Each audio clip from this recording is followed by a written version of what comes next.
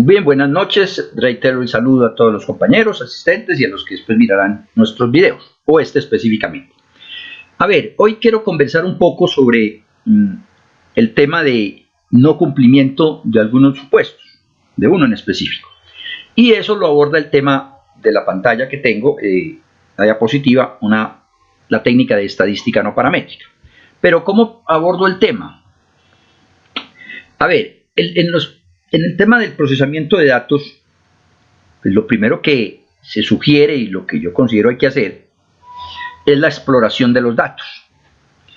La exploración de los datos es la principal recomendación, dado que dependiendo de la forma de los datos, del número de ellos mismos y de cómo se comportan, pues podemos tomar unas decisiones o de qué técnicas son las adecuadas en cada caso.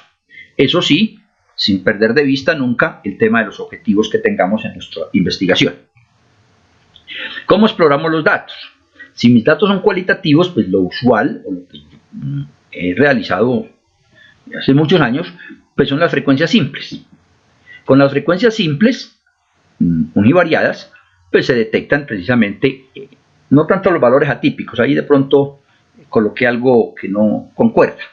Lo que vamos a determinar son fundamentalmente más errores de digitación, porque en unos datos cualitativos que están codificados generalmente, cualquiera de ellas, el estado civil, el tema de profesión, procedencia, etcétera, pues realmente no son atípicos, sino que son códigos. Y lo que miramos es si hay algún tipo de error en esas digitaciones o a veces confundimos las letras o unas mayúsculas, minúsculas o los números los digitamos mal, etc. Pero hay que explorar. Además, con esas frecuencias podemos tener una visión para el tema de posibles relaciones de estas variables cualitativas. Valga decir, puede ser que la profesión pensemos o estén nuestros objetivos que influya en, digámoslo, en los cargos que se tengan. Pero con estas frecuencias uno intuye si realmente sí nos va a servir a realizar esas análisis. Dado que si la mayoría está concentrada en una o dos categorías, valga decir en una categoría, pues no ameritaría buscar asociación con otras variables. Y los datos cuantitativos, pues definitivamente ahí sí tenemos que calcular esos valores atípicos, definitivamente. El tema de calcular algunos indicadores, la desviación con el gráfico de caja y sesgos y pruebas de normalidad fundamentalmente. Con estos, digamos, exploración, nosotros ya tenemos la visión o la idea de qué pruebas podemos realizar. Ahora, ¿qué pasa con la construcción de los gráficos? Podemos mirar el tema de los histogramas.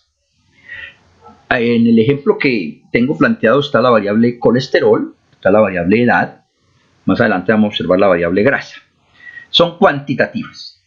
Y en este histograma que lo calculamos con el SPSS, lo construimos mejor, observamos que hay unas curvas que de pronto no se asemejan tanto a la distribución normal. No tanto la curva, sino las barras. El tema de la edad no pareciera que sí se acomoda más a la normalidad, sin embargo, observamos unos valores más alejados y se nos salen de esa posible curva que nos dibuja. Por lo tanto, en esa exploración, nosotros podemos intuir si en realidad las técnicas usuales para tratamiento de variables cuantis es la adecuada o no. Me explico. En la generalidad está el tema de el cálculo de intervalos de confianza para la media, intervalos de confianza para diversos indicadores, y esos intervalos de confianza, pues las fórmulas están construidas pensando en que mis datos son precisamente con una distribución acampanada o una distribución normal. En el tema de la edad observamos que según la teoría aquí hablaríamos de un 2.5% para un lado, el otro también, pero observen que hay toda una cantidad de personas fuera de esos colas. Por lo tanto, no es tan cierto que solamente el 2.5% necesariamente esté afuera si no nos cumplen esa forma de los datos.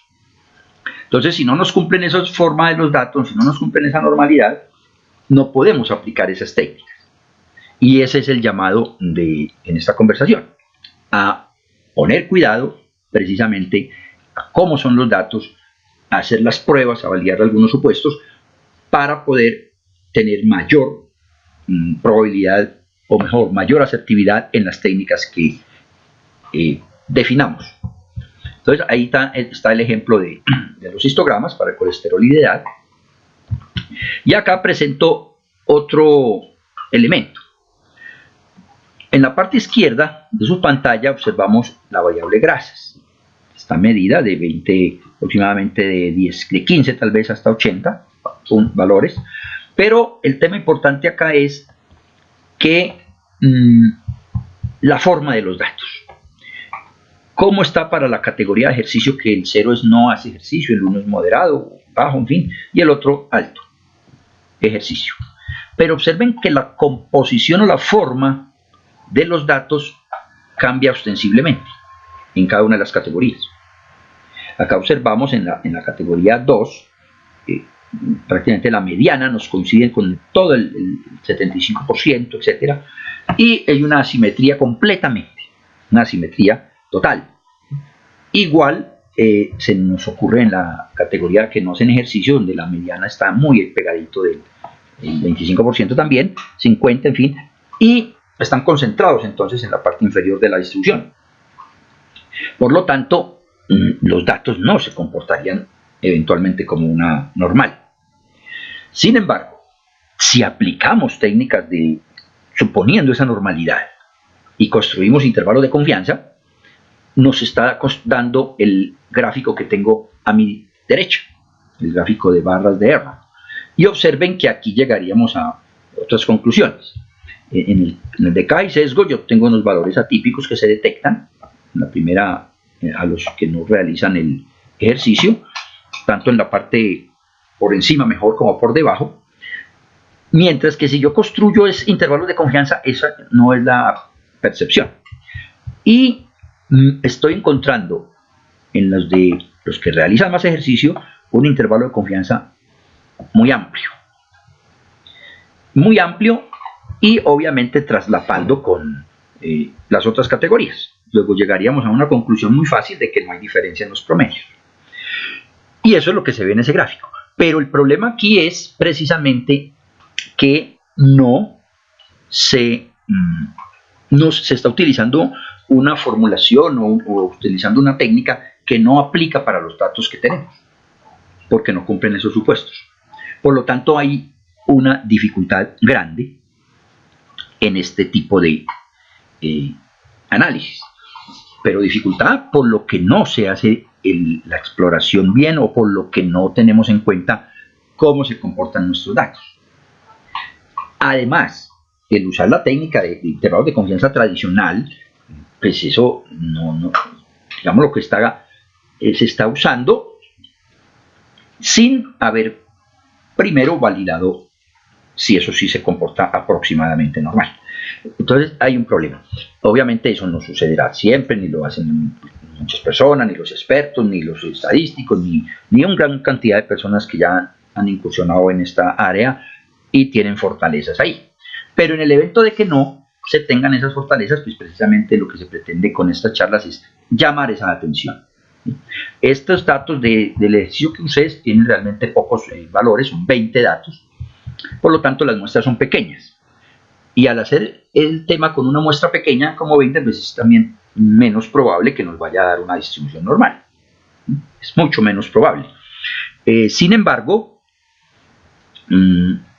hay formas de tratar ese tipo de situaciones. Muy buenas noches, Laura, gracias por estar con nosotros. Bien, entonces, esa es una de las situaciones que necesitamos abordar. En la diapositiva siguiente, hago el ejercicio similar, pero tengo el tema del colesterol.